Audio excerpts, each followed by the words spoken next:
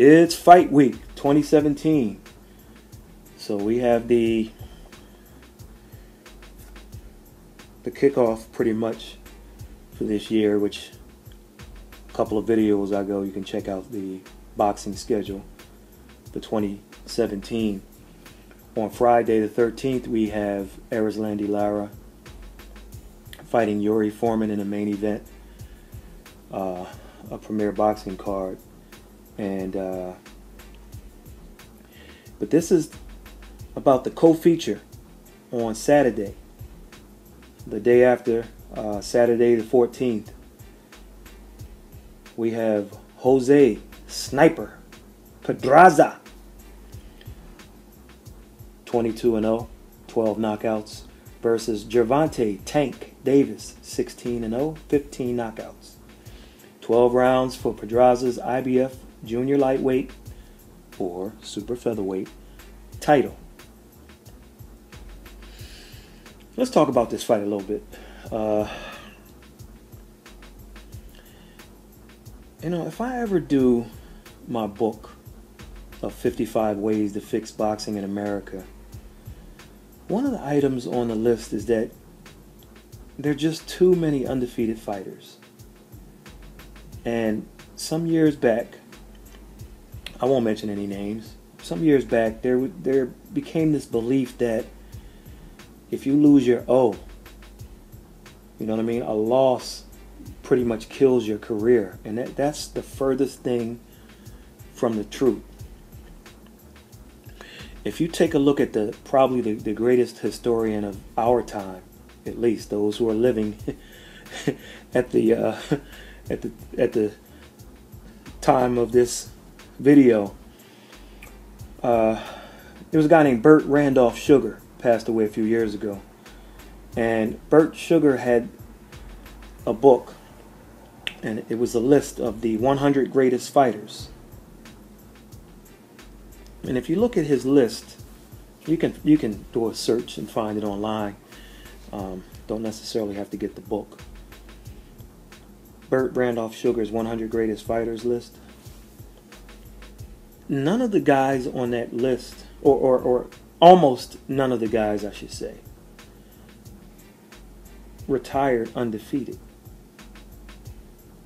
As a matter of fact, most of them became great after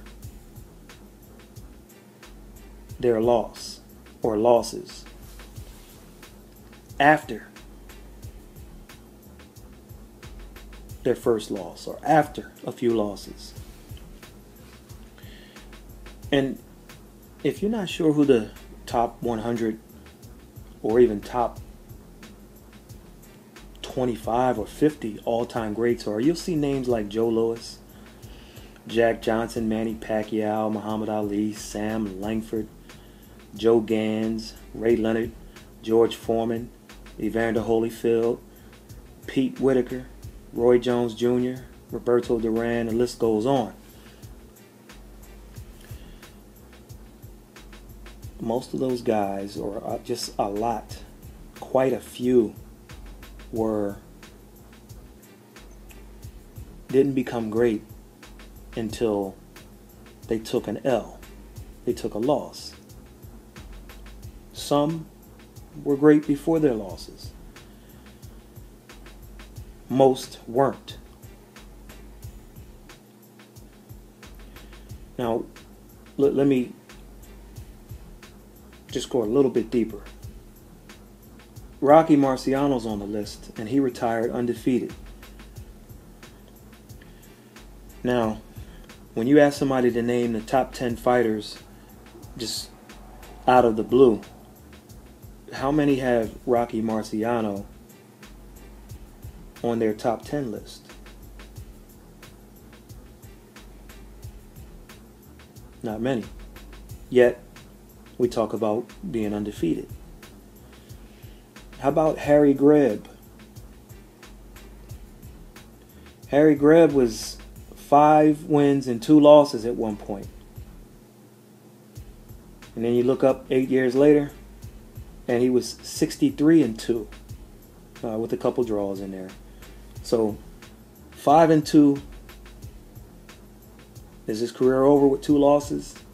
And then he goes 63-2-2 at one point in his career. So he ran off a lot of wins, and he's in the top 5 on Sugar's list. So anyway, let's talk about these these guys. This is a battle of 2 undefeated guys. That's where this is coming from. And Pedraza is ranked number 7 in the world in the 130-pound division. Davis is ranked 34th. This is world rankings now, not IBF rankings. This fight reminds me a bit of the Jamal Charlo versus Julian Williams, with Pedraza starring as Charlo and Davis as Williams. Now, I'm not talking about the results of the fight. I'm talking leading up to the fight. I don't think it'll end like the Charlo versus Williams fight, but you don't know. But there's some comparable points I can make. And it is Charlo, not Charlo. You can ask him, he'll tell you. So, just like Charlo, Pedraza is the IBF champion. And just like Williams, Davis is the challenger. Now, Pedraza, like Charlo, has the better resume, while Davis, like Williams, has quite a few prognosticators, fans, what have you, asking who exactly has he fought. So what you have here is an experienced fighter versus a blue chip challenger whose resume isn't anything like the guy he's challenging. Just like Charlo and Williams. Charlo had Trout, K9 Bundridge, Laura, Antoine Smith on his resume. Solid guys. And as good as Julian Williams was, and still is, he didn't have that in-between step-up fight that might have served him better before facing Charlo, notwithstanding any drug testing controversies, but I won't go into that. So, just like Charlo and Davis, you have those things. So it's kind of like experience versus the blue chip guy coming up. The guy with talent, but less experience. Also, like Charlo and Williams, the champion has a height and reach advantage over the challenger. In addition, neither guy is in the VADA clean boxing program to my knowledge, as was the case with Charlo Williams. So, we talked about how Charlo fought Trout, Bundridge, Laura, Smith. Let's look at Pedraza. Pedraza! Well, first off, he fought Stephen Smith, who's been in there with Lee Selby, been in there with Jason Sosa. Decent challenge for him. He passed that test. Pedraza has also fought the dangerous Edner Cherry, and he won a razor-thin decision. Some people feel Cherry won. Some people thought Pedraza won. And Cherry's been in there with Vicente Escobedo, Monty Meza Clay, beating those guys. He's also battled Timothy Bradley Jr. and Paulie Malignaggi, and some tough losses there that he had. None of those guys in his loss, he hasn't been stopped. He hasn't been stopped in his losses. Pedraza has also beaten Andrei Klimov in a dominant performance that earned him the vacant IBF junior lightweight title for super featherweight.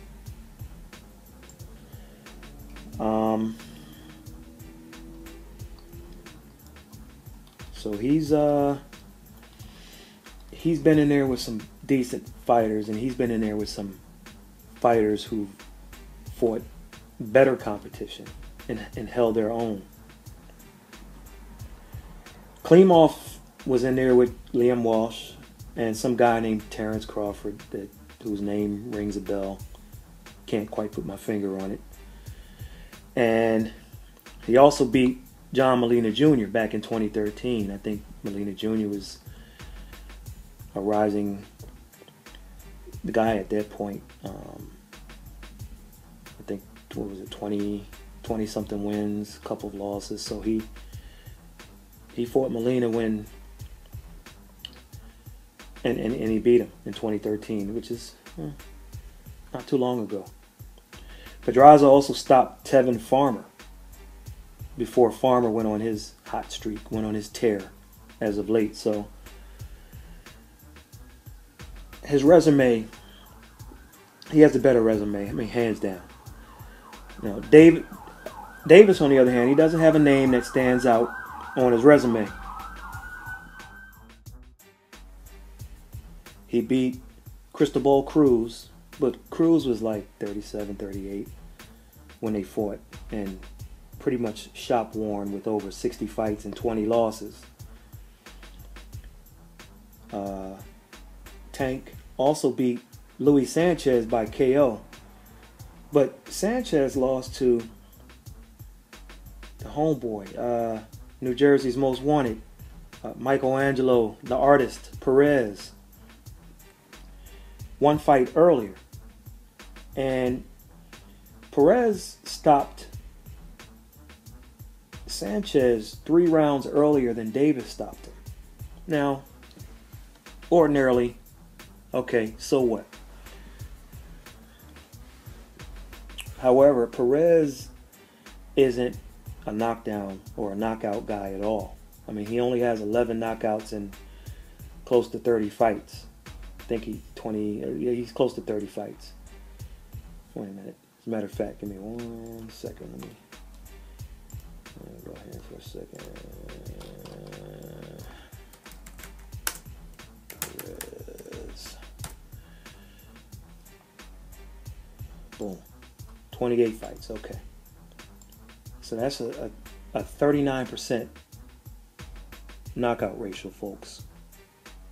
That's not the ratio of someone who has a lot of knockouts. So either way, Gervonta Davis did what he was supposed to do with Sanchez. I'm not mad at him for that. But why did it take longer than the artist, Michael Perez? You got to ask yourself that.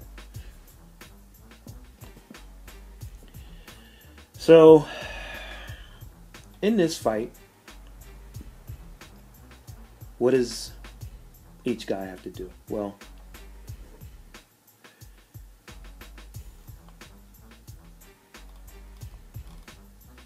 if Pedraza wants to remain champion, I like to see him jab Tank, jab Davis, just jab him.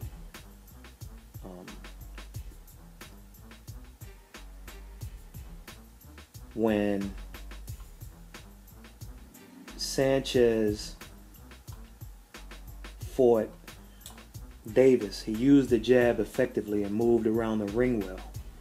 Maybe that had something to do with him not knocking him out as fast as a guy with a 39% knockout ratio. A little bit more on that later, on what he should do better that he didn't do against Sanchez. Also, sometimes Gervonta Davis lunges in with his left, and when he does that, he leaves himself open and for a big counter right hand. That could be big for Pedraza in this fight. If I'm Pedraza, I want to give some angles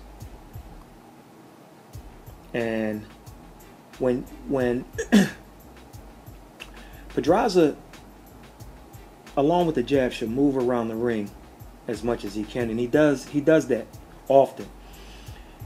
In this fight, I like to see him give more angles when he's like not totally moving around the ring to create distance with his legs.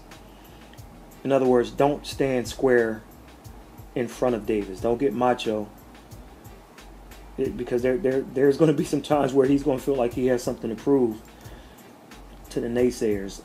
This is a dangerous opponent for him to do it too.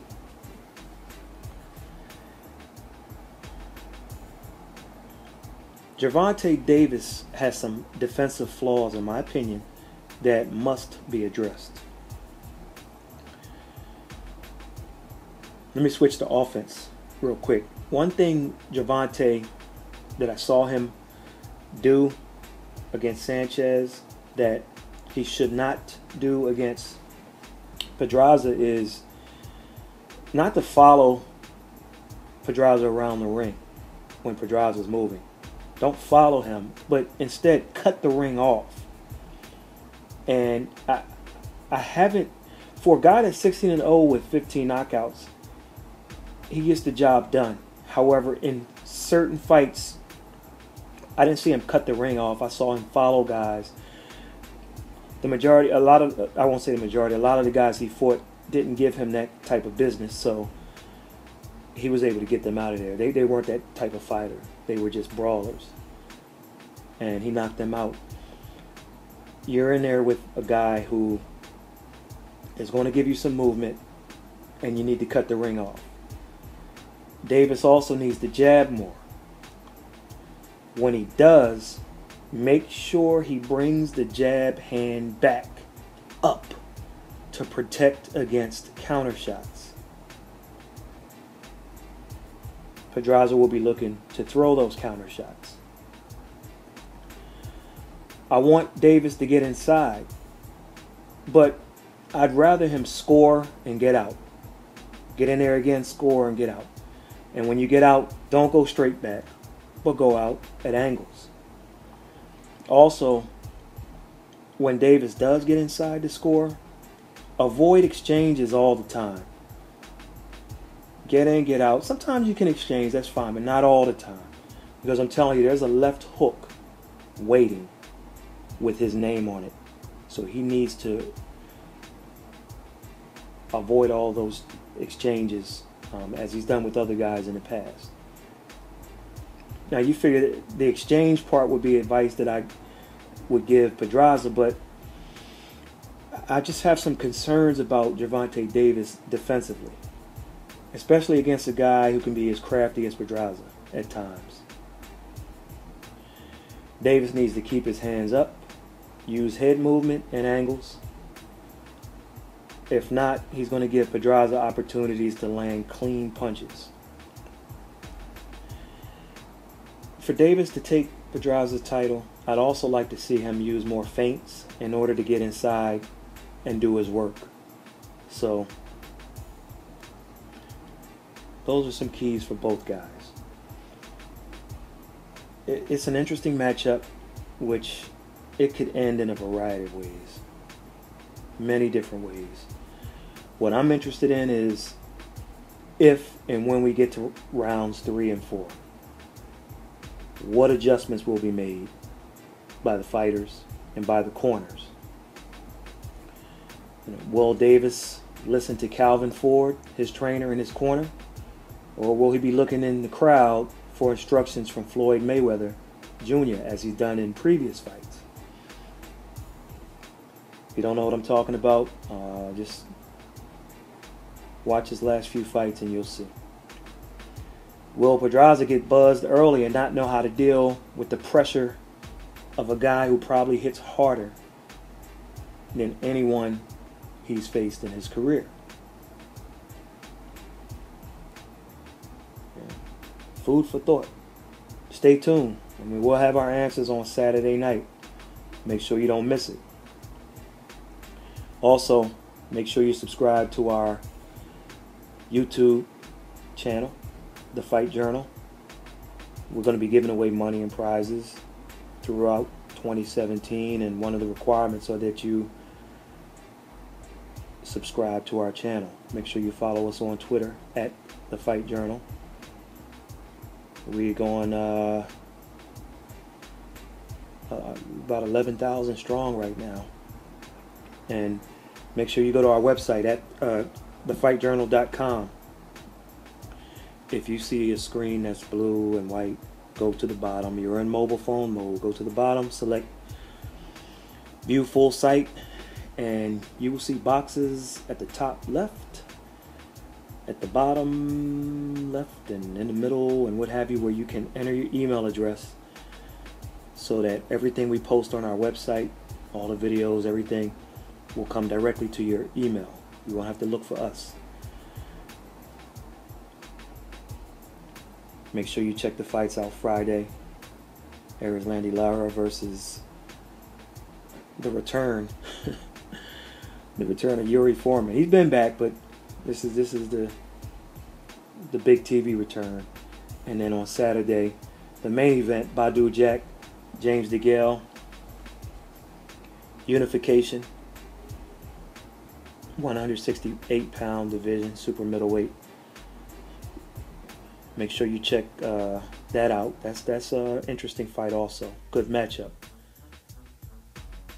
And definitely this co-feature, which a lot of people are interested in. I'm definitely one of those.